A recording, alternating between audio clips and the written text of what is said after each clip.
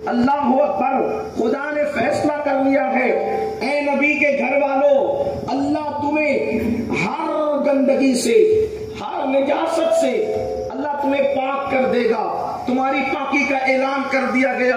اور پھر اللہ اکبر کی شان سے اللہ میرے آقا صلی اللہ علیہ وآلہ وسلم نے اہل بیت کی وضاحت کرتے ہوئے جب یہ آیہ کریمہ نازل ہوئی تو 4 تن کو اپنے ساتھ شامل کیا، اور شامل کرنے کے بعد حضور نے دعا کی، اللہم ہؤلاء اہل بیتی، اے اللہ یہ میری اہل بیت ہے۔ اس کا مطلب یہ ہے کہ ان چاروں پر اب قیامت تک نہ کوئی مباحثہ ہو سکتا ہے، نہ کوئی مناظرہ ہو سکتا ہے کہ یہ اہل بیت میں ہے یا نہیں۔ جس دن آیت نازل ہوئی ان چاروں کو چادر میں لے کر کے اعلان کر دیا گیا یہ میری اہل بیت ہے۔ حالانکہ پھر محققین، علماء اور مفسرین پھر اہل بیت کی تشریح کرتے ہوئے لکھتے ہیں، جس میں ہم اہل سنت کو کوئی اختلاف نہیں، ازواج پاک بھی اہل بیت میں ہیں، اور پھر اس کی مزید تشریحات آتی جاتی ہے جس کا ذکر یہاں کرنے کی ضرورت نہیں۔ میں نے چند موٹی موٹی باتیں عرض کر کے بات کو ختم کرنا ہے۔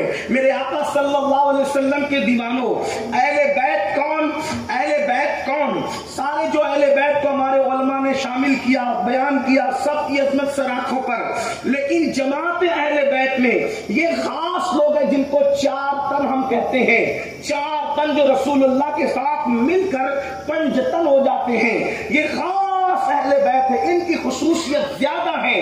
نمبر 1 سیدنا مولائے کائنات علی کے مرتضیٰ کرم اللہ تعالی وجہ الکریم، سیدہ طیبہ طاہرہ عابدہ زاہدہ راکعہ ساجدہ نقیہ تقیہ زکیہ عالمہ غیر معلمہ ام الحسنین، خاتون قیامت، خاتون جنت، سیدہ فاطمہ الزہرا سلام اللہ علیہا، یہ دوسرا تن ہے۔ اور تیسرا تن امام حسن کا ہے، اور چوتھا تن شہید محبت، شہید کربلا، شہزادہ بلقبا امام حسین علی جدی علیہ السلام کا ہے۔ گویا کہ اہل بیت میں یہ 4 لوگوں کو خصوصی طور پہ رسول اللہ نے اپنی چادر میں لیا، اور خود ایک حضور کا تن تھا۔ اس طریقے سے پہلا تن رسول اللہ کا، 4 تن یہ 5 تن ہوئے، اور حضور نے کہہ دیا اے اللہ یہ میری اہل بیت ہے۔ اب ذرا سنتے جانا، اور پھر کیا کہا؟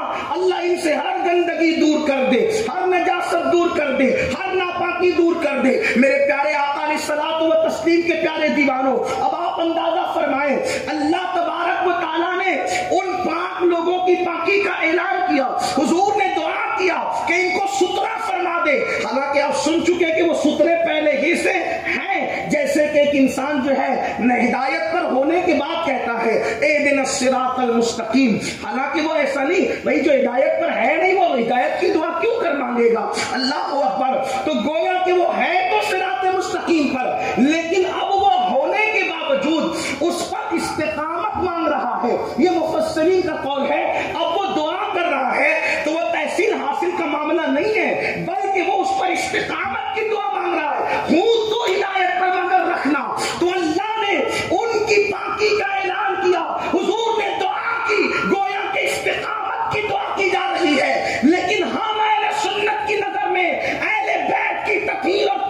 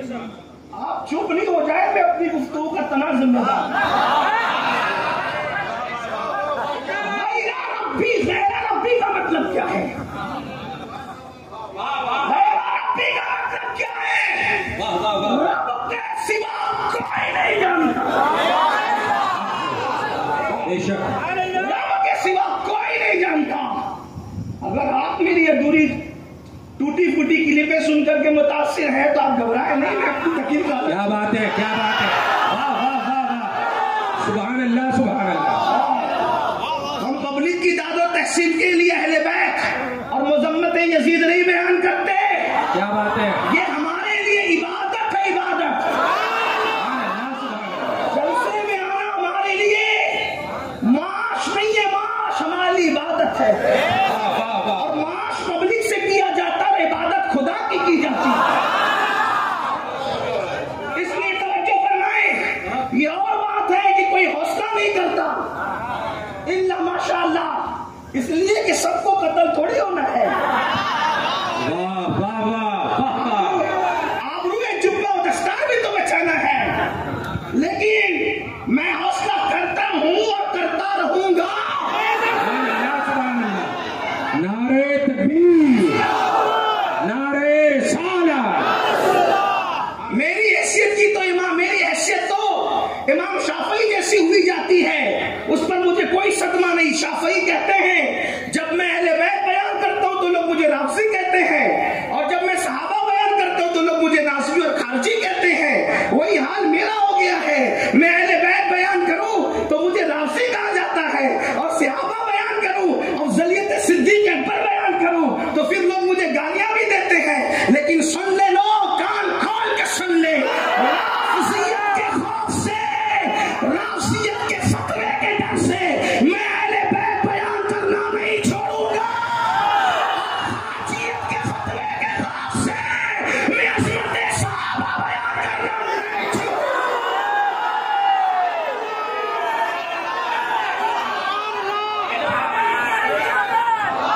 سبحان اللہ سبحان اللہ، سبحان اللہ سبحان اللہ۔ ہزاروں کوششیں کر لی، زمانے نے مٹانے کی، مجھے مٹنے نہیں دیتا قدم زہرا کے بچوں کا۔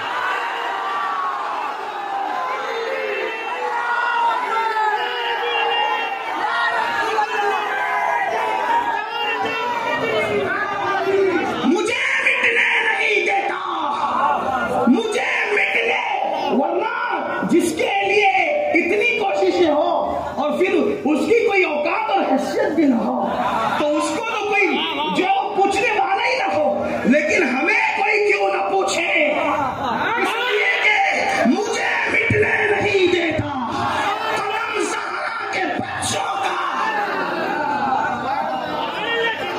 لوگ کٹی پٹی کی لکھ سن کر یزید کا حامی کہہ سکتے ہیں، لیکن جس خاندان کی غلامی میں ہوں وہ پورا بھی جانتے ہیں، ادھورا بھی جانتے ہیں، دلوں کی کیفیت بھی جانتے ہیں۔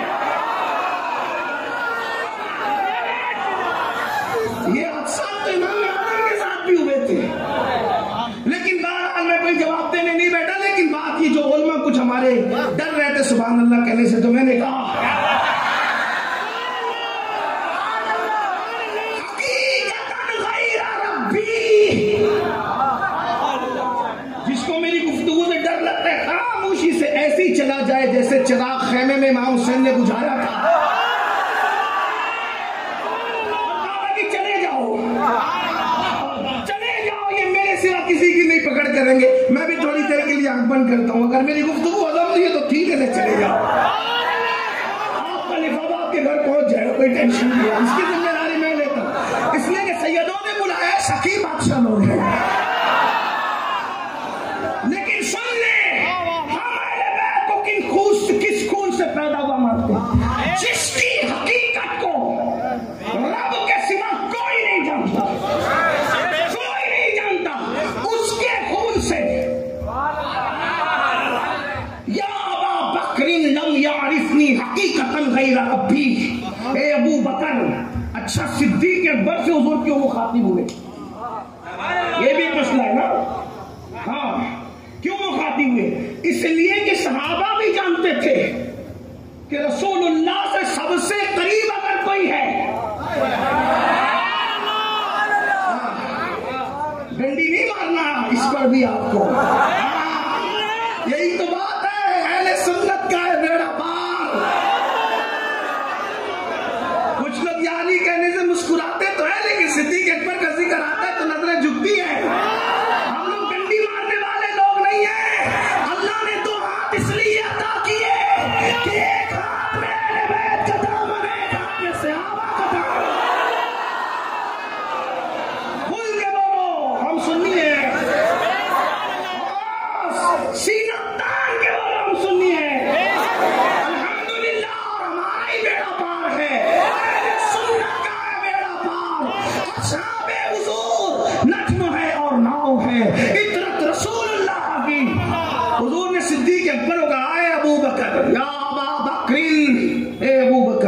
لم یعرفنی، مجھے کسی میں اتنے نہیں پہچانا. یعرفنی ہے نا، ہاں یعرفنی، اس لیے کہ جاننا اور ہوتا ہے، پہچاننا اور ہوتا ہے.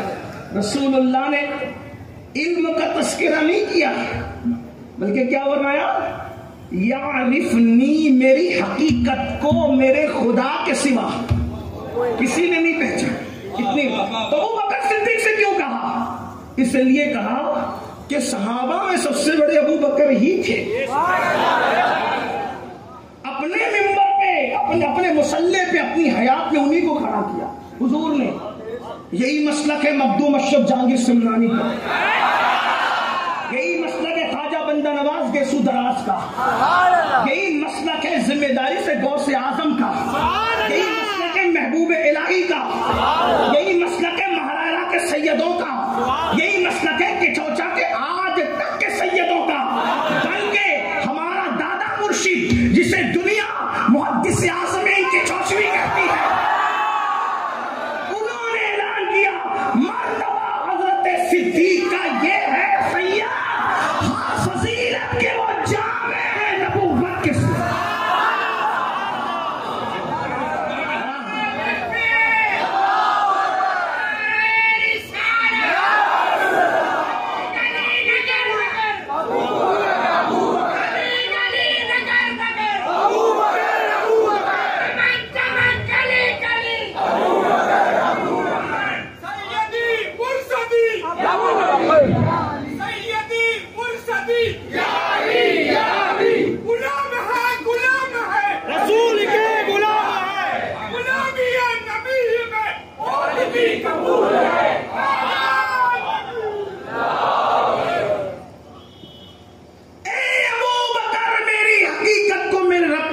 کوئی نہیں جانتا. تو جب ابو بکر صدیق سے کہہ دیا گیا تو پتا چل گیا کہ جب صدیق اکبر سے کہا گیا تو اس کا مطلب کسی کو بھی حقیقت مصطفیٰ کا علم نہیں ہے. حقیقت جس کو جتنا علم اتنا جانا اتنا پہچانا، باقی حقیقت کو نہیں. ان کی حقیقت کو صرف ان کا خدا جانا. اس صاحب حقیقت کے خون سے یہ بات کرنی ہے. اس صاحب، حالانکہ گجرات والوں کو تھوڑا سا سر پہ جاتی ہے، لیکن میں سمجھتا ہوں کہ یہ جتنے بڑے عاشق ہیں وہ ہم سے زیادہ عشق کی بولی سمجھتے ہیں. علم کی بولی صرف اہل علم سمجھتے ہیں، لیکن عشق کی بولی تو ہر بندہ عاشق رسول سمجھتا ہے. ہاں سمجھ میں آ رہی نا میری بات؟ اگرچہ مجھے گجراتی نہیں آتی لیکن میری بات آپ سمجھ سکتے ہیں. ان کے خون سے، اور وہ کون ہے صاحب حقیقت؟ خیر الرسل. توجہ کرنا، جلدی جلدی پڑھ رہا ہوں. خیر الرسل. اب میرے امام کہتے تاجدار بریلی کہ خون خیر الرسل سے ہے جن کا خمیر. ان کے خمیر کو کیسے اٹھایا؟ خیر الرسل کے خون سے. ان کی بے دوست تینت پہ لاکھوں سلام. عیبوں سے پاک ان کی تینت، گندگی سے پاک ان کی تینت، نجاست سے پاک ان کی تینت پہ لاکھوں سلام. اور اب کہتے ہیں آب تطہیر سے جس میں پودے جمے، اس ریاض نجابت پہ لاکھوں سلام. وہ جو پودے ہیں نا اہل بیت کے، وہ پودے کون؟ آگے جس کے بارے میں کہا تیری نسل پاک میں ہے. وہ جو پودے جمے، وہ پودے کیسے جمے؟ آب تطہیر سے. کیونکہ جب مالی پودے لگاتا ہے تو پودوں کو پانی دیتا ہے، تبھی پانی پودا لگتا ہے، تبھی پودا بڑھتا ہے، تبھی پودا کھڑا ہوتا ہے. تو مالیوں کے گلستان میں جو پودے لگتے ہیں وہ کنویں کے پانی سے، وہ بارش کے پانی سے، وہ ندی اور تالاب کے پانی سے. لیکن چمنستان مصطفیٰ میں، چمنستان رسالت میں جو پودے لگتے ہیں اس کو کون سا پانی دیا جاتا ہے؟ کنویں، ندی، تالاب کا نہیں، بلکہ آب تطہیر سے جس میں پودے جمے، اس ریاض نجابت پہ لاکھوں سلام. اب سننا، اب غور سے سننا، یہ خون خیر الرسل کیا ہے؟ تھوڑی توجہ چاہتا ہوں. یہاں سے لے کے وہاں تک میرے سب جوانوں کی، میری ماں اور بہنوں کی بھی، خون خیر الرسل کیا ہے؟ اتنا توجہ کرے، ذرا دھیان دینا. اہل منبر سے دعا چاہتے ہوئے اور ان کی دعاؤں کے سہارے سادات کے قدم چومتے ہوئے اللہ اکبر. ایک مرتبہ ایسا ہوا رسول اللہ صلی اللہ علیہ وآلہ وسلم نے حجامہ کروایا، حضور کا خون نکلا، کٹورے میں رکھ دیا گیا، اتنے میں حضرت سیدنا رازدار رسول سیدنا حذیفہ الیمان تشریف لاتے ہیں۔ اللہ اکبر، کچھ لوگوں نے اور بھی نام لیا ہے، لیکن زیادہ تر جو ہے وہ محدثین نے حذیفہ الیمان کا نام لیا۔ ممکن ہے کئی اور واقعات ہوئے ہوں، لیکن بہرحال حذیفہ یمان نے خون دے رسول دیکھا، خون مصطفیٰ دیکھا۔ اب وہ خون دیکھا تو پوچھا کیا ہے؟ حضور نے فرمایا خون ہے میرا، صاحب حقیقت مصطفیٰ جان رحمت کا خون ہے۔ فرمایا میرا خون ہے۔ انہوں نے پوچھ لیا کیا ہے؟ خون ہے، لے جاؤ اس کو ایسی جگہ ڈالو جہاں کسی کا پیر نہ پڑے۔ انہوں نے خون اٹھایا، رسول اللہ کا خون اٹھایا، لے کر چلے اور ادھر ادھر دیکھا، سوچا ہوگا کہ آج پیر نہیں پڑتے تو کل پڑیں گے۔ بھئی یہاں یہ جو جگہ ہے، آج سے 200 سال پہلے کسی نے سوچا تھا یہاں اتنے لوگوں کے پیر پڑیں گے؟ اور جہاں آج مسجد ہے، منبر جہاں ہے، جہاں ایک آدمی صرف جمعہ کے دن کھڑا رہتا ہے، اس کے بارے میں کوئی یقینی فیصلہ کہ کل وہاں لوگوں کے پیر نہ پڑیں؟ بہت ممکن ہے، حالات جب بدلے، زمانہ بدلے، لوگ تبدیل ہوں تو ویرانہ آباد و آباد ویرانہ ہو جائے، ایسا ہوتا رہتا ہے۔ حضرت حذیفہ یمان 1857 کے بعد والے انگریزوں کی پیداوار والی فکر کے حامل نہیں تھے۔ ان کو تو ڈائریکٹ رسول اللہ سے عقیدہ ملا تھا، حضور سے ڈائریکٹ ان کو عقیدہ ملا تھا۔ اور جس کو حضور سے عقیدہ ملا، سن لیں، ہم سنیت کس کو سمجھتے ہیں اس کو ذرا سن لیں، جو رسول اللہ سے ان کا لایا ہوا من عن عقیدہ لے۔ سنیت کی ڈیفینیشن میں آپ کے سامنے پیش کر رہا ہوں، جو رسول اللہ سے حضور کا لایا ہوا من عن عقیدہ لے لے وہی سنی ہے، پھر چاہے وہ رسول اللہ کے دور کا ہو چاہے وہ امام مہدی کے دور کا، یہ سنیت ہے۔ جو حضور لائے من عن لے لے وہ سنی ہے، جو اس میں کاٹ پیٹ کرے وہ سنی نہیں، وہ بدعتی ہے۔ ٹھیک ہے، اب اس کو اس ضابطے کو یاد رکھنا، آگے کی گفتگو سننا۔ سنیت کا معیار کیا قائم ہو گیا؟ حضور جو کچھ لے کر آئے من عن، اس میں کوئی کٹوتی نہیں۔ جو عقیدہ لے کر، عقیدے کی بات کریں، جو عقیدہ نظریہ لے کے من عن اس کو لے لینا، یہ سنیت ہے۔ ٹھیک، اس میں کمی بیشی کرنا یہ بدعت ہے۔ بس اتنا یاد رکھیں، آسان زبان میں سنیت کا خلاصہ۔ حضرت حذیفہ نے خون لیا، اس کو پی لیا۔ اب یہاں پر میں اپنے الفاظ میں بیان کروں واقعے کی حیثیت، جیسے کوئی چھوٹا اپنے بڑے کے پاس کوئی بڑا کام کر کے آتا ہے تو تھوڑا سا اس کا سینہ پھولتا ہے، چہرے کا رنگ بدلتا ہے، یعنی میں کوئی اچھا کام کر کے آیا۔ جیسے بچے اگر دروازہ کھول دیا تو ابا کے پاس آ کر کے چہرہ بدلے گا کہ میں نے کچھ کیا ہے نا، سب ہوتا ہے۔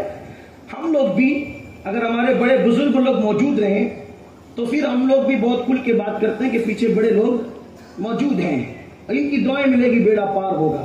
کچھ چہرے پہ خوشی کے اثر ہم لوگوں کے بھی ظاہر ہو جاتے ہیں کہ بڑوں کی محنت ہم پہ رائے گاہ نہیں گئی، کچھ کام آ گئی۔ یہی تو ہے۔ حذیفہ کے چہرے پر مسرت دیکھ کر رسول اللہ نے فرمایا کیا کیا تو نے؟ اس کی حضور ایسی جگہ ڈالا ہے کہ کبھی کسی کا پیر نہیں پڑے گا۔ تو حضور نے فرمایا اس کا مطلب تو پی گیا، اس کا مطلب کہ تو، حالانکہ خون کی حرمت میں امت مسلمہ میں کسی کا اختلاف نہیں، کیونکہ خون نص قرآن سے حرام ہے نا۔ جن 4 چیزوں کو سورۃ المائدہ میں قرآن نے حرام ہونے کا اعلان کیا، اس میں دم بھی ہے، خون حرام ہے، خون حرام، اس کا پینا حرام، گناہ۔ لیکن میرا پیے، میں آپ کا پیوں، ایک دوسرے کا پیے، بلکہ خون پینے کا ماحول ہی بڑا خطرناک ہے۔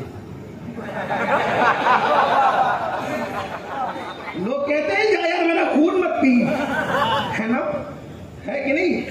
اس کا مطلب یہ ماحول میں بھی اچھا نہیں ہے اور یہ کام بھی اچھا نہیں ہے، صحیح ہے۔ مگر حضور فرماتے ہیں شاید تو نے میرا خون پی لیا، کہا جی پی لیا، یہ نہیں بتایا تو نے حرام کیا، توبہ کر، یہ کر، وہ کر، نہیں، بلکہ جانتے ہیں نا کہ اوروں کا خون الگ ہے اور خون خیر الرسول الگ ہے، اوروں کا خون الگ ہے، خون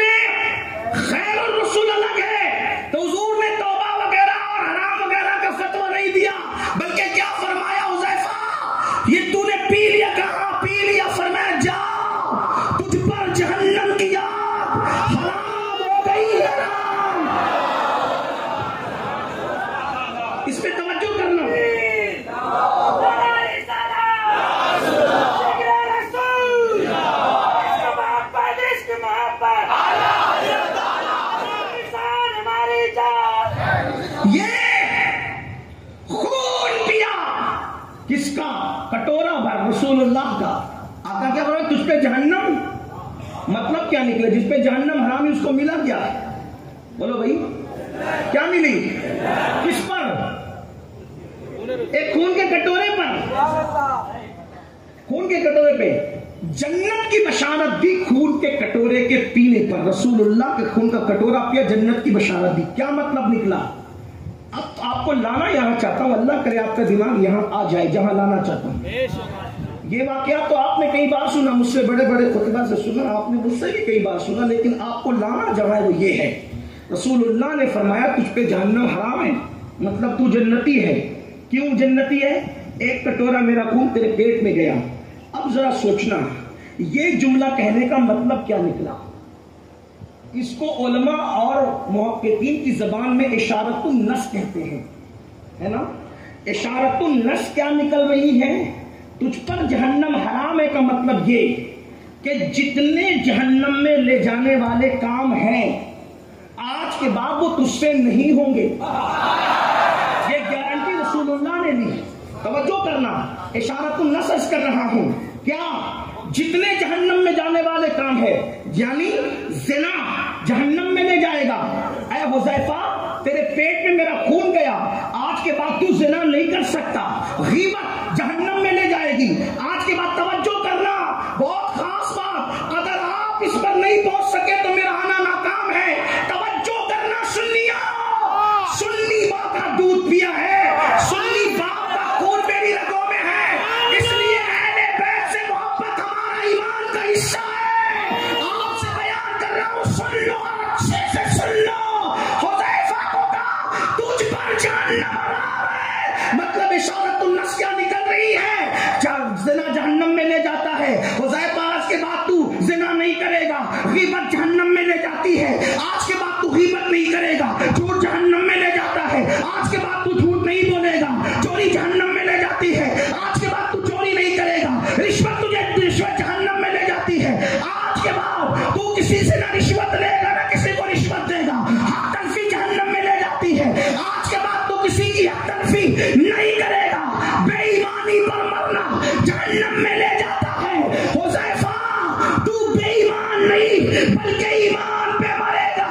मैं पूछना चाहता हूं, जिसके पेट में नबी का एक कटोरा खून जाए, उसकी हिफाजतों का ये इंतजाम किया जाता है, जिसको सर के बालों से लेकर पैर के नाखून तक सरापा सरापा सरापा नबी के खून से बनाया जाता है।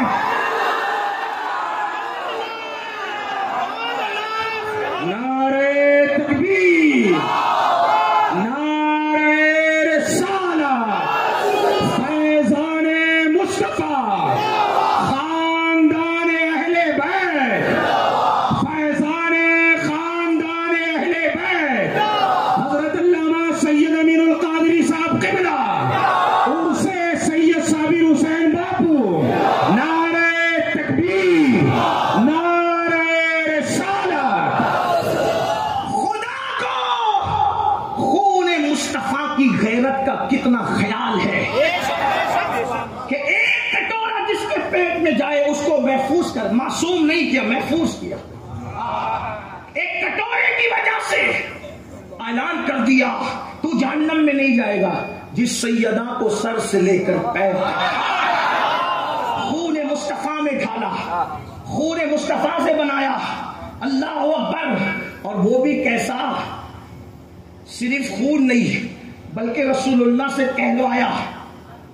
इसलिए कह रहा हूं कि मेरा अकीदा है, वमा अल्लाह ताला ज़बाने वमा औहा से कहलवाता है, वो अपनी मर्जी से नहीं कहती। वमा यंतिक़ु अनिल हवा इन हुवा इल्ला वह्यु यूहा। कहलवाया, फातिमा तो बदतुम मिन्नी, फातिमा मेरे जिगर का टुकड़ा है। एक कटोरा खून जिसके जिस्म में, वो जहन्नम में नहीं जाएगा। जिस हसन को पूरे खून से बनाया, जिस हुसैन को पूरे खून से बनाया, जिस अली में खून रसूल शामिल है। अली में खून रसूल शामिल होने की बात इसलिए करता हूं कि रसूलुल्लाह ने खुद फरमाया, तुम अलग अलग दरख्तों की अलग अलग टहनियों से हो। मैं और अली एक दरख्त की दो टहनी का नाम है। इसलिए हमारे मसलब में अली कोई अलग खानदान की शख्सियत नहीं है। जो अली को अलग करना चाहेगा फिर उसका ठिकाना अलग हो जाएगा। अली सैयदुस सादात है, अली खातिमुल विलायत है, अली कसीम जन्नत व जहन्नम है, अली के अंदर भी खून रसूल है। क्योंकि लोग कहते हैं अरे हम दोनों का खून एक है, क्योंकि हम एक दादा की औलाद है। तो तू एक दादा की औलाद है तो तेरा खून एक हो जाए, तो अली का दादा भी तो अब्दुल मुत्तलिब है।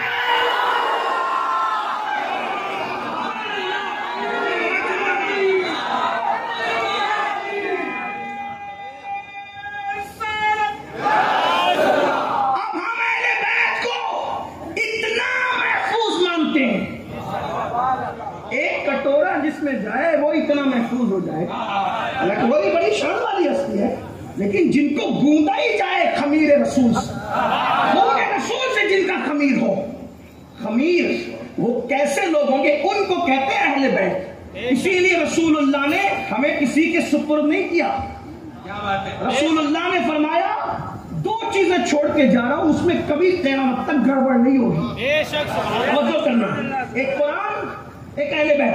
अहले बैत पे भरोसा कितना है कि जब सब शराब पिएंगे, तवज्जो करें, जब सब शराब पिएंगे, नाम निहाद अमीरुल मोमिनीन कहलाने वाले भी यही तो कहा था। वाह वाह वाह, यही तो कहा था, लेकिन नाकामी किस्मत की थोड़ी सी कहानी थी। तुमने तो उसे बेहतर अफसाना बना डाला। क्या बात है, क्या बात है, वाह वाह वाह वाह वाह। मीर के अल्फाज देखो, पत्ता पत्ता बूट, मीर तकी मीर कहते वही सैयद था, बड़ा खूबसूरत सैयद था, बड़ा हसीन था।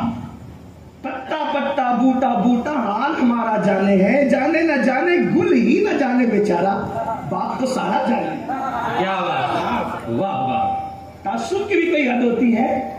हक है बेशक। जब सब शराब पिएंगे तो अली अकबर को देखकर जो शराब का बाइकाट करेगा वो मेरी अहले बैत से होगा।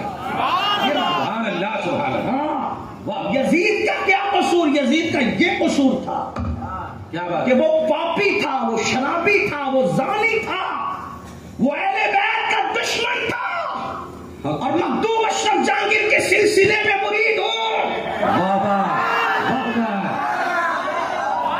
खिलाफत के एतबार से मेरा रिश्ता उनकी इरादत से जुड़ता है। मेरे मखदूम, मेरे अशरफ ने यजीद पर लानते फिस्की पर पूरी किताब लिखी है। क्या बात है, लानते फिस्की पर पूरी किताब लिखी है। जब किसी ने पूछा कि जिसको नहीं मालूम है वो मखदूम साहब की जिंदगी पढ़े, यजीद पर लानते फिस्की पर मखदूम साहब की पूरी किताब है। हम गंजड़ी चरसी पीरों से मुरीद नहीं है। हम अपने दौर के इतने बड़े लोगों से रिश्ता नाता रखते हैं, ऐसे दरवेशों से मिलना है हमारा शजरा, जिनके कदमों में कई ताज पड़े रहते हैं।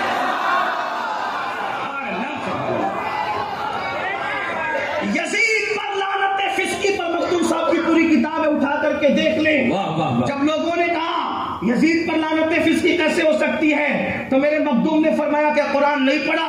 इन्नल्लज़ीना यूज़ून अल्लाह व रसूलहु लअनहुमुल्लाहु फिद दुनिया वल आखिरह।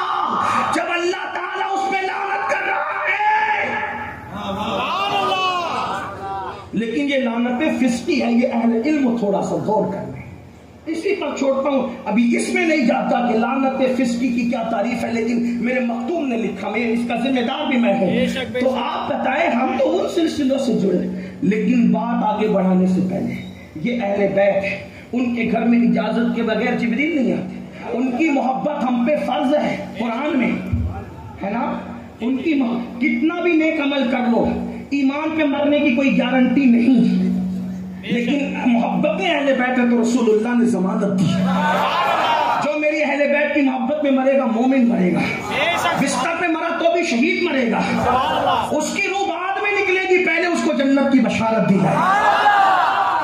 बहुत कुछ फजाइल पढ़ना चाहता हूं, लेकिन वक्त इसकी इजाजत नहीं देता। आखिर बात समेटते हुए, अभी میرے دو بھائیوں نے ایک گفتگو کی، ایک جملہ کہا. میرے بھائی، بڑے بھائی پیر سید محمد علی قادری، دوسرے بڑے بھائی پیر سید ابرار علی، ان دونوں نے ایک جملہ کہا کہ اہل سنت کے اسٹیج سے اہل بیت کے وہ فضائل نہیں پڑھے جاتے جو اوروں کے یہاں پڑھے جاتے ہیں، یا ہمارے یہاں کم پڑھے جاتے ہیں. دیکھیے ایک بات آپ سے کہوں گا، کیونکہ یہ دونوں ہیں میرے بھائی اور میں ان کا چھوٹا بھائی. علمی اختلاف، توجہ کرنا، علمی اختلاف بھائی بھائی میں ہوتا ہے، لیکن اس میں جھگڑا نہیں ہوتا، فتوے نہیں لگتے، بات چیت بند نہیں ہوتی. سمجھ لیں، کیونکہ ہمارا مسلک یہ ہے کہ علمی اختلاف کرنے کا حق سب کو ہے اور سب سے ہے. صحیح ہے؟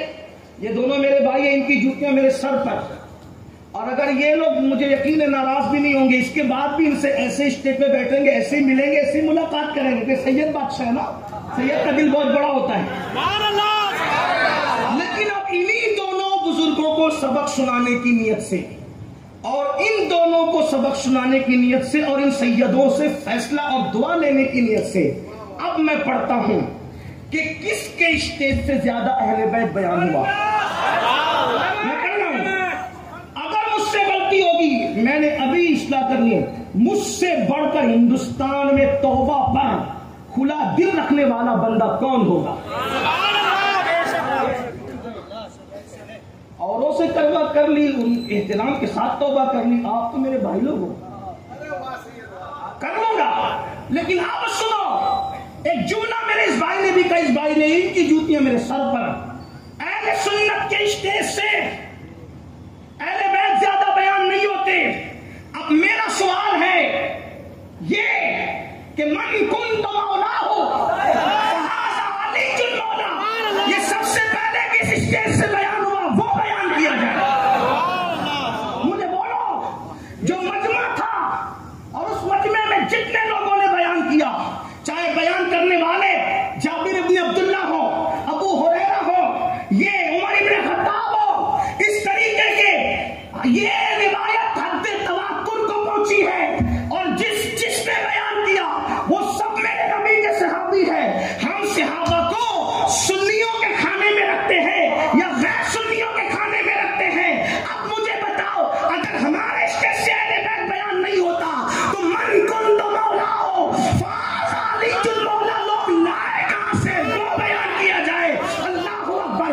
ارقبوا محمدن فی اہل بیتی، محمد کی اہل بیت کا معاملہ محمد الرسول اللہ میں دیکھو، یعنی جیسے رسول کی تعظیم کرتے ہو ویسے ان کی اہل بیت کی تعظیم کرنا. یہ کس نے کہا؟ اس کا نام ہے ابو بکر صدیق رضی اللہ تبارک و تعالیٰ عنہ. اللہ اکبر. الحسن والحسین سیدہ شباب اہل الجنہ، حسن حسین جنتی جوانوں کے سردار ہے. یہ کس مسلک سے بات آپ تک پہنچی ہے؟ ذرا وہ بھی بیان تو ہو. میرے آقا علیہ السلام کے پیارے دیوانوں، سیدنا ابو ہریرہ اپنے امامے کے شملے سے امام حسین کے پیر کی تلوے کو صاف کرتے تھے اور کہا کرتے تھے، مولا حسین تیری فضیلتیں جو میں جانتا ہوں، اگر دنیا کو پتا چل جائے تو لوگ تجھے پیر زمین پہ رکھنے نہ دے، بلکہ لوگ تجھے کندھوں پہ اٹھا کر کے دھوئیں. یہ بات کس اسٹیج سے بیان ہوئی ہے؟ اور اگر تحقیق کے معاملے کو لے کر یہ ہم کہہ سکتے ہیں کہ چلو صحابہ سے سنیت ملی اس کے بعد شروع کریں، تو میں پوچھتا ہوں، اہل بیت کی محبت میں جس کو زہر دیا گیا، جو محبت اہل بیت اتنا بیان کرتا تھا کہ منصور بادشاہ وقتوں کو تکلیف ہوئی، اگر یہ ایسی اہل بیت بیان کرتا رہا تو اپنا تو قصہ ہی تمام ہو جائے گا. ہر دور میں اہل بیت اہل سنت نے بیان کیا، کم و کاست کیے بغیر. منصور نے کہا، یہ نعمان، باپو ذکر کر رہے تھے امام اعظم کا، نعمان بن ثابت، امام اعظم ابو حنیفہ جب بیان کرنے لگے نا اہل بیت، کیا کہتے تھے پتہ ہے؟ رسول اللہ کے بچوں کی حمایت کرنا، بدر و احد میں شرکت کے برابر ثواب ملے گا تمہیں. وقت کے بادشاہ کو خوف ہوا تو کیا کیا؟ بہانہ لگایا، تمہیں قاضی بننا ہے. میں نے کہا انہوں نے کہا تیرا قاضی میں نے نہیں بنے. قاضی بننے کا شوق اوروں کو ہوگا، مجھے میں نے نہیں بننا تیرا قاضی. اس لیے کہ امام اعظم تو کہا کرتے تھے جس کو قاضی بنایا گیا اس کو الٹی چھری سے ذبح کر دیا گیا. ہاں تو آپ نے کہا میں نے تیرا قاضی نہیں بننا، مجھے قاضی بننے کا شوق نہیں، تو اس نے بہانہ لے کر کے آپ کو جیل میں ڈالا، اور جیل میں ڈال کر کے اثر بعد روزانہ سر پہ کوڑے لگائے جاتے تھے۔ امام اعظم روزانہ محبت اہل بیت میں سر پہ کوڑے اٹھاتے تھے اور پھر بھی اہل بیت بیان کرتے تھے۔ انہوں نے تو اہل بیت بیان کی، اللہ اکبر۔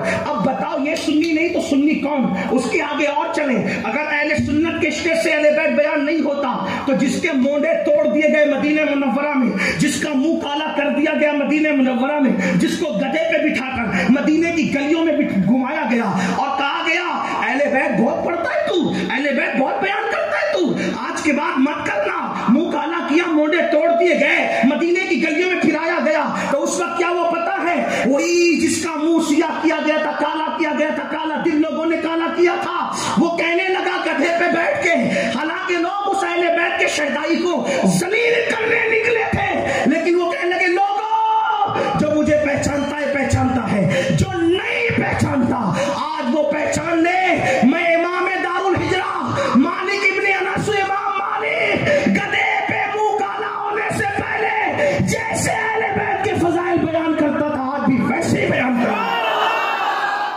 اگر سنی نہیں بیان کرتے تو کون بیان کرتا؟ اگر سنی نہیں بیان کرتے تو کون بیان کرتا ہے؟ یقیناً ان کی مراد کیا ہے میں اس تک ابھی پہنچوں گا، غلط نہیں کہا انہوں نے، مراد کیا ہے وہ وہاں تک، اس لیے کہ جب 9 لکھوں نا ادھر بیٹھ کے تو ادھر والے کو 6 دکھتا ہے، یہ بھی صحیح ہے وہ بھی صحیح ہے۔ میرے دونوں بھائی کہاں کی بات کر رہے تھے، وہ غلط نہیں کی انہوں نے، لیکن یہ بات آج کرنا میرے لیے ضروری تھی، ورنہ یہ نوجوان چھوکرے جا کے کہتے کہ اہل بیت ہمارے بیان نہیں ہوتا، اگر ہمارے یہاں بیان نہیں ہوتا تو کہاں بیان ہوتا ہے؟ امام مالک کو ارے لوگوں نے تو ماتم کر کے حکومتیں لے لی ہاتھوں میں، اہل بیت کے نام پہ چیٹنگ کیا، اہل بیت کے نام پہ سیاست کیا، اصل اہل بیت سے محبت تو ہم نے کی، ہم نے کی۔ میرے امام مالک جو سنیوں کا امام ہے، سنیوں قسم ہے تمہیں ان کے نام ہی نہیں پتا نا، کیونکہ جنہیں استنجا کی سنتیں نہیں پتا، جو وضو کے فرائض نہیں جانتے، جو نماز کا طریقہ نہیں جانتے، انہیں کیا پتا کہ یہ امام کون لوگ ہے۔ میں پڑھنے لگا ہوں، توجہ کرنا، اور میں پڑھوں گا، تھوڑا مجھے وقت دیں، برا نہیں مانیں۔ اللہ اکبر۔ امام دار الحجرہ نے منہ کالا کیا، گدھے میں بیٹھ کے کہا میں پڑھوں گا، تم کیا سمجھتے ہو کہ ذلیل کر کے تم اہل بیت کی محبت نکال دو گے؟ نہیں، جیسے مچھلی کے دل سے پانی کی محبت نہیں نکل سکتی، ویسے سنی اور مومنوں کے دل سے اہل بیت کی محبت نہیں نکل سکتی، ہم مرد بھی محبت اہل بیت کو نہیں چھوڑ سکتے۔ امام مالک کس طرح شہید ہوئے؟ محبت اہل بیت میں۔ امام محمد ابن ادریس شافعی نے اتنا اہل بیت بیان کیا، اتنا بیان کیا کہ ان کے دور کے چیٹنگ باز لوگوں نے ان کو رافضی تک کہہ دیا کہ چلو دھمکی دیں گے رافضیت کی تو یہ بند کر دے گا، تو وہ شافعی تھے، محمد ابن ادریس شافعی، وہ ڈٹ کے کھڑے ہو گئے اور کہا لو کانا حب آل محمد رفضا، اگر آل محمد کی اہل بیت کی محبت ہی رافضیت ہے، فَلْيَشْهَدِ الثَّقَلَانِ اَنَّا رَافضی، اگر اہل بیت کی محبت کا نام رافضیت ہے تو پھر جن اور انس گواہ ہو جائے کہ محمد ابن ادریس رافضی ہو گیا۔ جاؤ تمہارے باپ سے کیا کرنے گا، کیونکہ جنت ہمیں تم سے تھوڑی لینا ہے فتویٰ بازوں سے، ہم نے تو جنت زہرا کے بابا سے لینا ہے، ہاں ہم نے تو جنت تم سے لینا ہے۔ امام شافعی پہ فتوے لگے، اس کے بعد آپ آگے بڑھیں، دیکھیں، تھوڑا رک جائیے، اہل بیت بیان اور ابھی پانی کی ضرورت نہیں ہے، تھوڑا کہنے ذرا ایک بار درود شریف پڑھ لیں آپ۔ اللہ رب محمد صلی اللہ علیہ وسلم، نحن عباد محمد صلی اللہ علیہ وسلم، صلاۃ و سلام علیک یا جد الحسن والحسین۔ محدثین کی صف میں ایک امام ہے، امام نسائی، انہوں نے پوری کتاب لکھی خصائص علم۔ میں چیلنج کرتا ہوں اہل علم کو، سنی امام نسائی سے پہلے کسی نے خصائص علی لکھی ہو تو بتاؤ۔ انہوں نے لکھی کتاب، صرف لکھی نہیں، پڑھا۔ جہاں نذرانہ ملتا ہے نا وہ اہل بیت پڑھنا آسان ہے، جہاں ڈنڈے پڑھتے ہیں، جہاں ڈنڈے پڑھتے ہیں وہاں سنیوں نے اہل بیت پڑھا ہے۔ امام نسائی نے دمشق کی زمین پر جو امویوں سے متاثر تھی، مروانیوں سے متاثر تھی، اس سرزمین پر امام نسائی نے مولا علی کو پڑھا، اور جب پڑھا تو مروانیوں نے، امویوں نے، جن کا اثر تھا، جن کے دلوں پر لوگوں کا اثر تھا، مروانیوں کا اور امویوں کا اثر تھا، تو ان لوگوں نے حضرت امام نسائی پر حملہ کیا، اتنا مارا، اتنا، یہ ان کا نذرانہ تھا، یہ ان کا اہل بیت اور علی کی محبت پڑھنے کا نذرانہ تھا، اتنا مارا، مردہ سمجھ کے چھوڑ کے بھاگ گئے۔ استاد نسائی پڑھ رہے ہیں، سارے شاگرد بھی ڈنڈے پڑے تو اٹھ کے بھاگ گئے۔ بہت کٹھن ہے ڈگر پن گھٹکی،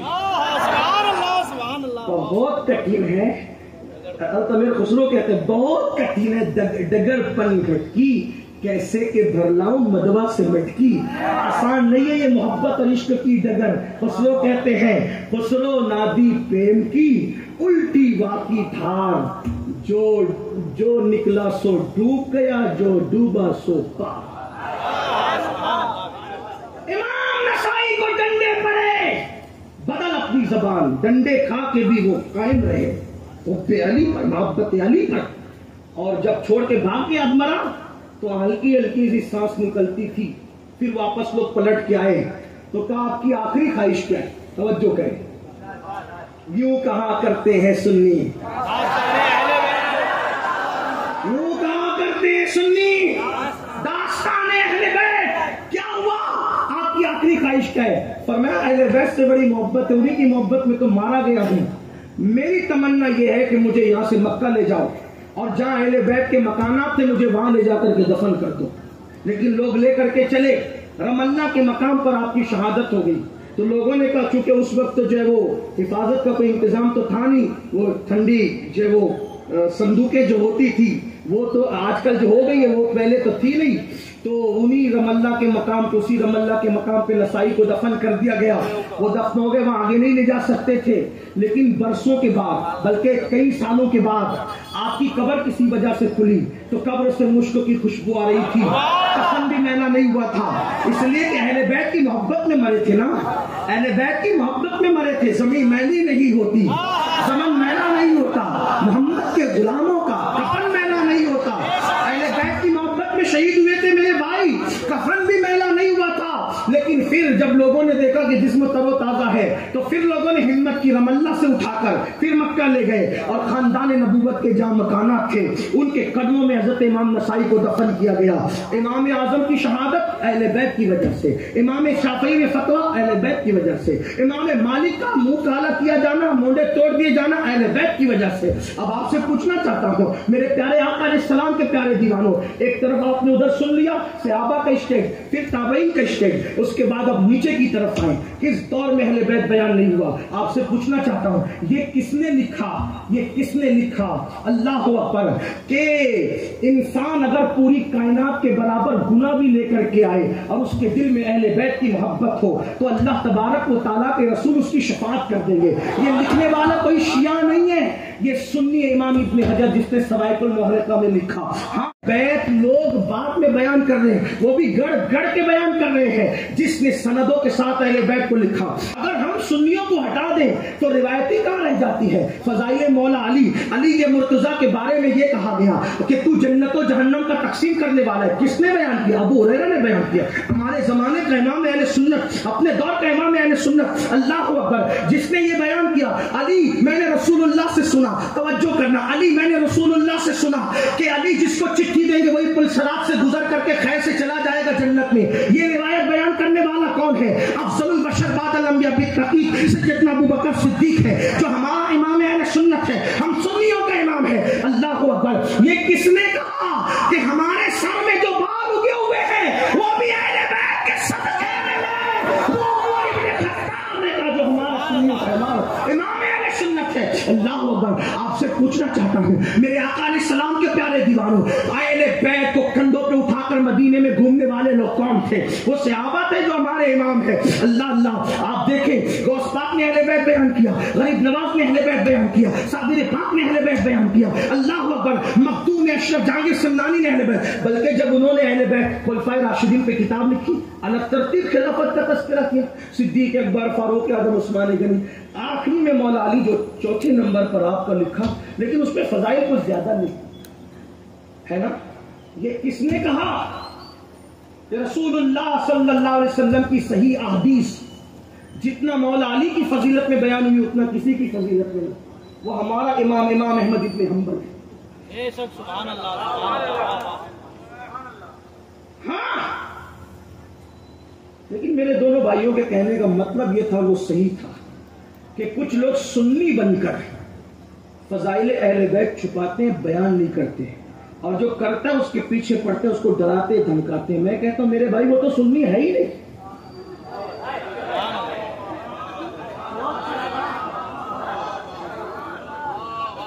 جو اہل بیت کی فضیلت چھپایا کب جاتا ہے جب دل میں بغض ہوتا ہے،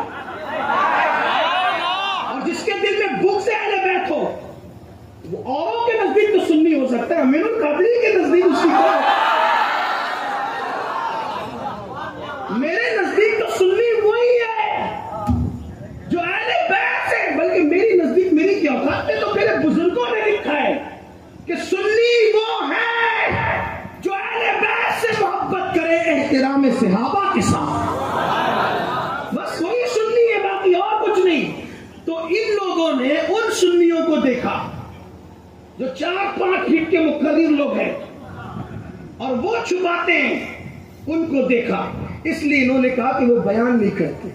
لیکن میں چونکہ ان کے قدموں میں بیٹھتا ہوں تو ان کے قدموں میں بیٹھ کر ان کے فیض کو حاصل کرتے میں نے اوپر سے دیکھا، اس لیے میں نے کہا کہ اگر سنی نہیں بیان کرتا تو کیا کسی کے باپ نے بیان کی. اور رہی بات رافضیوں کی، تو اب تھوڑی اس گھر کی بھی خبر لینی چاہیے. ہاں میں کہوں گا، میں بھی آگے پڑھوں گا لیکن کہوں گا ایک واقعہ میں اہل بیت کی محبت پہ پڑھ کے آخری میں بات ختم کروں گا. لیکن پہلے ایک بار اس گھر کی انٹرنیٹ پہ جس کو سننے جا رہے ہو نا، یاد رکھنا مثال تھوڑی بھونڈی ہے، سفید داڑھی والے بزرگوں سے معافی، لیکن ہے اچھی. توجہ کرنا، حالانکہ اس طرح کی بات کہنے کا عادی نہیں ہوں، لیکن جب محبت اہل بیت کی بات آتی ہے تو میں تھوڑا جذباتی ہوتا ہوں. دیکھو اصلی کو بننا نہیں پڑتا، اصلی کو جس کو اللہ بناتا اس کو بننا نہیں پڑتا، جس کو اللہ نہیں بناتا اور وہ خود سے بنتا ہے اس کو محنت بہت کرنی پڑتی ہے نا. ماں بہنوں سے معافی، بہت جلدی نہیں کہتا ایسی بات، لیکن سمجھانے کے لیے مجبوراً کہہ رہا ہوں. ہاں ہجڑا دیکھا، ہجڑا، ہاں وہ نہ مرد ہوتا ہے نہ عورتوں میں ہوتا ہے، ٹھیک ہے، لیکن وہ اپنے آپ کو عورت بناتا ہے. توجہ کرنا، اہم بات کہنے جاؤ، سماعتوں میں برا لگے تو معاف کرنا. وہ اپنے آپ کو عورت بناتا ہے. ہمارے گھر کی عورتیں نیند سے اٹھی، منہ دھویا، دوپٹہ سر پہ ڈالا، نکل گئی. کیوں؟ اس کو اللہ نے عورت بنایا، اس کو اللہ نے عورت بنایا، اس لیے اس کو کوئی بننے کی ضرورت ہے نا، اسے کوئی بننے کی ضرورت. لیکن جو پہلے مرد تھا اللہ نے اس کو عورت بنائی نہیں، اب وہ خود سے عورت بن رہا ہے. تو عورت تو بغیر سرخی کے نکل جائے گی گھر سے، لیکن اس جناب نے گھر سے بغیر سرخی کے نہیں نکلنا ہے. بات سمجھ میں آ رہی؟ اگر آ رہی تو میں کامیاب ہو گیا. حالانکہ میں ایسی بات نہیں کرتا. توجہ کرنا، عورت سرخی کے بغیر نکلے گی، وہ سرخی کے بغیر نہیں نکلے گا. عورت دوپٹے کے بغیر بھی نکل جائے گی، حالانکہ اس کی تائید نہیں کرتا، لیکن اس نے پہننا اتنا چمکیلا خوبصورت دوپٹہ ہے گلے میں کہ نہیں دیکھنے والا بھی دیکھے. عورت پاؤڈر کے بغیر، کریم کے بغیر، بنے سونے بغیر نکل جائے گی، لیکن اس نے بغیر بنے سونے نہیں نکلنا ہے. کیوں؟ اس لیے کہ بننے والے کو اور محنت کرنی پڑتی ہے. جسے خدا بناتا ہے اس کو محنت کی ضرورت نہیں. تو جو سنی ہے سنی، ان کو مہینوں میں اہل بیت خدا نے بنایا، اس لیے ان کو شو کرنے کی ضرورت نہیں ہے. لیکن جن کو نہیں بنایا اور وہ متا کی اولاد اپنے آپ کو ثابت کرنا چاہتے ہیں تو وہ اسی کی طرح میک اپ کرتے ہیں جس طریقے سے وہ بننے والا میک اپ کرتا ہے. مطلب کیا؟ تاکہ لوگوں کو اعتبار، میں اس لیے بن رہا ہوں کہ لوگوں کو مجھ پہ اعتبار ہو جائے کہ میں وہی ہوں، میں اصل ہوں، میں اصل ہوں، میں اصل ہوں، میں اصل ہوں. اس لیے تو دیکھیں جو اصلی ہے آپ ان کو کبھی نہیں دیکھیں گے وہ کہ میں یہ ہوں.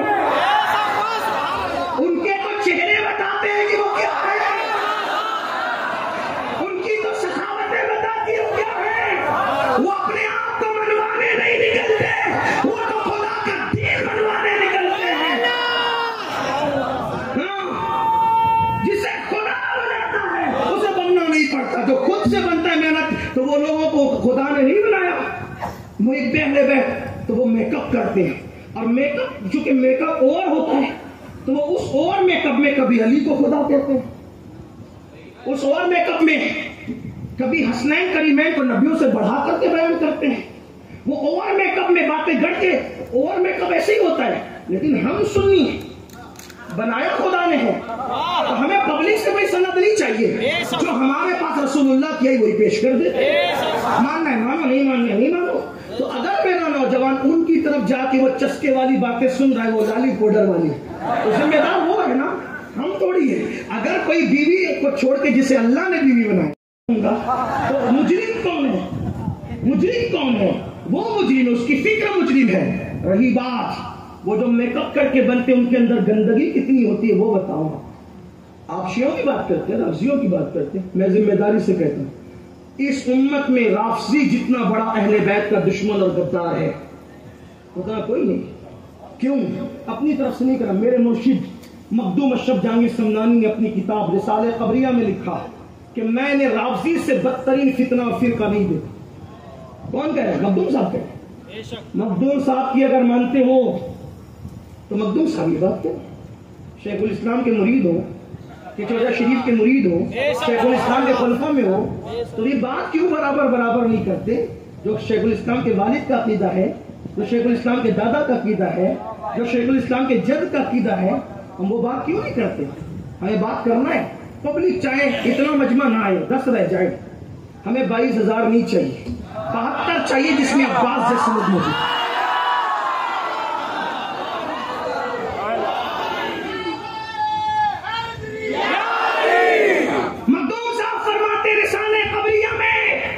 میں نے رافضیوں جیسے بدترین فرقہ نہیں دیکھا، میں اپنے مریدوں کو نصیحت کرتا ہوں اس فرقے سے بچتے رہے۔ وہ کہہ رہا ہے بچتے رہنا، اور آپ کو یہ اہل بیت کے مرید لگتے ہیں؟ کیا مرید ہے میں بتاتا ہوں۔ ملا صادق کا نام سنا ہے؟ ایران سے جس کو چاہے وہ کتاب میرے پاس لے آئے، بتانے کی ذمہ داری میری ہے، کتاب میں نہیں لاؤں گا، کتاب وہ خود لائے۔ وہ کہتے تم چھاپ کے لائے، 100 سال سے تو دیابنر سے یہ جھگڑا ہو رہا تھا، تم چھاپ کے لائے۔ تو کہتے تھے کہ ہمارے بزرگوں کی تو نہیں چھپتی، تمہاری کہاں سے چھاپ کے لائے؟ لیکن اب جس کو ماننا ہی نہیں ہے، ناچنا ہے تو آنگن سے کیا کریں گے بات؟ تو ہم کہتے ہیں ٹھیک ہے، ایران سے لاؤ، توران سے لاؤ، کہیں سے بھی لاؤ، مصر سے لاؤ، کہیں سے بھی لاؤ، بتانا ہم نے۔ ملا صادق اپنی کتاب میں لکھتا ہے، توجہ کریں، متا کس کو کہتے ہیں؟ نوجوانوں سن، ایمان بچانا ہے تو سنی بن کے رہنا، اپنے بچوں کو سنی رکھنا، ہر ایک کی تقریر سننے کی ضرورت نہیں ہے۔ متا کسے کہتے ہیں؟ متا ایگریمنٹ پر زنا کرنے کو متا کہتے ہیں، ایگریمنٹ پر زنا کرنے کو کیا کہتے ہیں؟ متا۔ اب سنو یہ رافضی کیسا فرقہ ہے۔ اگر میں بھی کہہ دوں نا کہ کتنا اچھا فرقہ ہے تو کل کوئی اتنی کلپ بھی ڈال کر کے کاٹ کے ڈالے گا، بولا دیکھو رافضی کو اچھا کہا، طنز بھی نہیں سمجھتے، جملے معترضہ بھی نہیں سمجھتے، اتنا اچھا کہہ دیا، اچھا کہہ دیا۔ دشواری تو یہی ہے نا، دشواری تو یہی ہے۔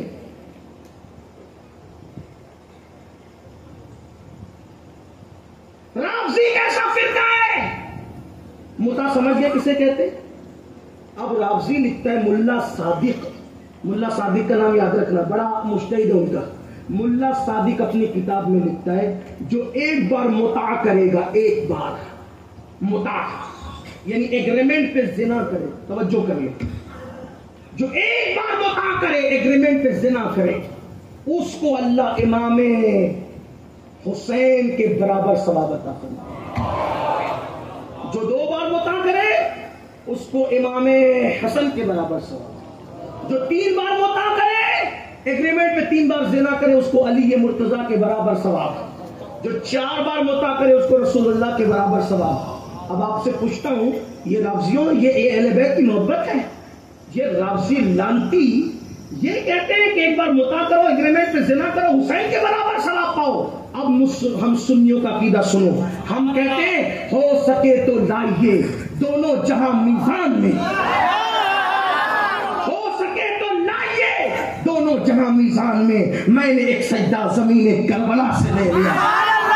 ہمارا عقیدہ یہ ہے، انسان پیدا ہونے سے لے کے مرنے تک پوری زندگی سجدے میں گزار دے، پھر بھی وہ میرے حسین کے ایک بار سبحان ربی العلیٰ کے برابر نہیں پہنچ سکتا۔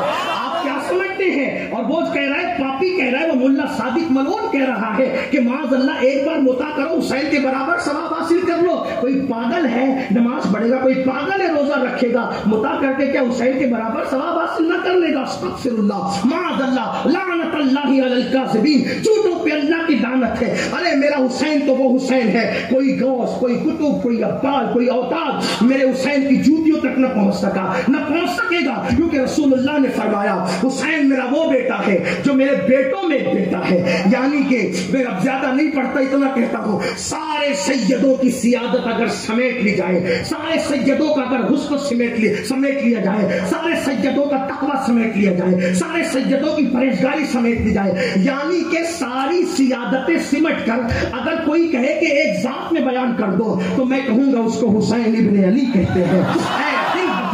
دامن سلطان اولیاء, یعنی حسین ابن علی جان اولیاء. اب پتا چلا سنیوں, جو میک اپ کرتے ان کی طرف نہیں جانا, آؤ ان کی طرف چلتے ہیں جو سچے لوگ ہیں, جو سچے لوگ ہیں. محبت اہل بیت میں کیسی کیسی قربانیاں دی گئی ہیں, کیسی کیسی قربانیاں دی گئی ہے آپ کو نہیں پتا. اور وہ سب کے سب سنی تھے, سب کے سب مومنین تھے, اس لیے سنیت پر وابستہ رہو. اور اہل بیت کی محبت کا صلہ کیا ہے؟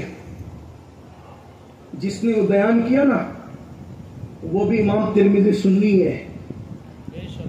ترمذی لکھتے ہیں کہ رسول اللہ نے فرمایا جو میری اہل بیت سے محبت کرے گا, جنت میں جہاں میں محمد رہوں گا وہاں اہل بیت سے محبت کرنے والوں بھی رہیں. آخری بات ختم. اس لیے میں لوگوں سے کہتا ہوں اہل بیت سے جڑے رہو. ایک شخص نے مجھ سے پوچھا, بول دوں نا یہ آخری بات, توجہ کر. ایک شخص نے مجھ سے پوچھا, جب تو بیان کرتا ہے کہ اللہ قرآن میں کہتا ہے ادعونی استجب لکم, مجھ سے مانگو میں عطا کروں, جب اللہ سب کو دیتا ہے دعا کرو تو قبول ہوتی ہے, اور تو یہ بیان کرتا ہے کہ سب کی دعا قبول ہوتی ہے, سیدوں کی محتاجی کیوں ہے؟ جنازہ پڑھانے سیدوں کو بلاؤ, فاتحہ دینے سیدوں کو بلاؤ, قربانی میں سیدوں کو بلاؤ, نکاح میں سیدوں کو بلاؤ. میں نے کہا میں تو پہلی بات کہتا نہیں. اس کی وجہ یہ ہے کہ کبھی کبھی مجھے سیدوں کی شان بیان کرنے میں شرم اس لیے آ جاتی ہے کہ مجمع میں سے کوئی ایک دوسرے کو ٹھمکی مار کے نہیں کہہ دے تو اپنے لیے راستہ کلیئر کر رہے ہیں. تو ہم سوچتے ہیں کہ چلے دوسرے بیان کر دیں, لیکن دوسرے جو آج کل جو تھوڑی سی کنیاں کاٹ رہے ہیں جن کا ذکر ان دونوں بزرگوں نے کیا, پھر ہم سوچتے ہیں کہ پھر ٹھیک ہے, پھر ہم خود ہی بیان کریں اگر لوگوں کو حقیقت پتہ چلے. تو لوگ کہتے ہیں سید کو کیوں سید اہل بیت.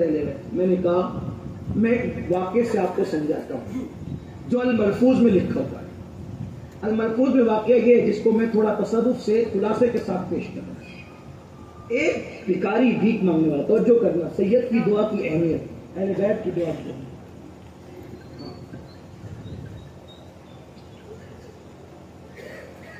ایک بھکاری ایک دکان پہ آیا اور کہا مجھے بھیک دے. دکاندار نے کہا چل نکل یہاں سے, بات چل. اس نے کہا دے ورنہ تیری دکان کو آگ لگا دوں گا, پلٹ دوں گا. اس نے کہا تیری اوقات دیکھ, میرے دروازے پہ آ کے بھیک مانگ رہا ہے اور اتنی طاقت کا اعلان ہے, اتنی طاقت, دکان پلٹ دوں گا, آگ لگا دوں گا. وہاں سے ایک بزرگ گزر رہے, صاحب کشف یا اس کے پیر تھے یا بزرگ گزر رہے. انہوں نے کہا بیٹا دے دے اس کو, دے دے ورنہ یہ تیری دکان کو آگ لگا دے گا, دے دے. انہوں نے کہا بابا اس کی اوقات دیکھیے, اگر یہ اتنا پاورفل ہوتا تو بھیک مانگنے کیوں آتا. کہا بیٹا دے دے ورنہ آگ لگے گی. کہا کیوں؟ کہا میں دیکھ رہا ہوں گا کشف سے, میں کشف سے دیکھ رہا ہوں کہ جب یہ کہتا ہے نا کہ آگ لگا دوں گا تو اس کا پیر بڑا پاورفل ہے, اور وہ پیر اللہ کی بارگاہ میں کہہ رہا ہے مولا یہ میرے مرید کی زبان کی بات ہے, اگر وہ کہہ دے آگ لگے تو آگ لگ جانا چاہیے. توجہ آپ کی, اگر وہ کہہ دے آگ لگے تو آگ لگ جانا چاہیے. مسلمانوں مرید دعا کرتا ہے تو پیر اللہ کی بارگاہ میں کھڑے ہو کے کہتا ہے اللہ میرے مرید, میرے بیٹا, میرا روحانی بیٹا, اس کی عزت کا سوال ہے, اگر یہ کہہ دے تو ہو جانا چاہیے. جب مرید دعا کرے تو اس کا روحانی باپ اس کا پیر خدا کی بارگاہ میں کھڑے ہو کر سفارش کرتا ہے، اور جب سید دعا کے لیے ہاتھ اٹھاتا ہے تو پھر اس کا بابا علی اور اس کی امی فاطمہ خدا سے عرض کرتے مولا پھر ہمارے بیٹے کی آبرو کا سوال ہے، ادھر ہاتھ اٹھے اور ادھر پھر اس کا جملہ پورا ہو جائے۔ اسی لیے تو عبد القادر جیلانی کم بِإِذْنِ اللَّهِ کہتے ہیں تو مردہ زندہ ہوتا ہے۔ کیوں؟ زبان ادھر عبد القادر کی چلتی ہے، ادھر علی و فاطمہ سفارش کرتے ہیں، ادھر معین الدین کہتے ہیں کہ گھاگھر کے اندر ساگر سیمٹ آ جائے تو ادھر علی و فاطمہ کہتے بات ہمارے بیٹے کی ہے، ادھر صابر کہتے کلیر جل جائے تو پھر ادھر علی و فاطمہ کہتے بات ہمارے بیٹے کی ہے۔ اب پتا چلا اوروں کی دعاؤں پر پیر حمایت کے لیے کھڑے ہوتے ہیں، سیدوں کی دعاؤں پر علی و فاطمہ حمایت کے لیے کھڑے ہوتے ہیں۔ اندازہ فرمائی یہ وہ گھرانہ یوں کہا کرتے ہیں سنی، گفتگو کے درمیان کوئی غلطی ہوتا ہے معاف فرمائے، وما علینا الا البلاغ۔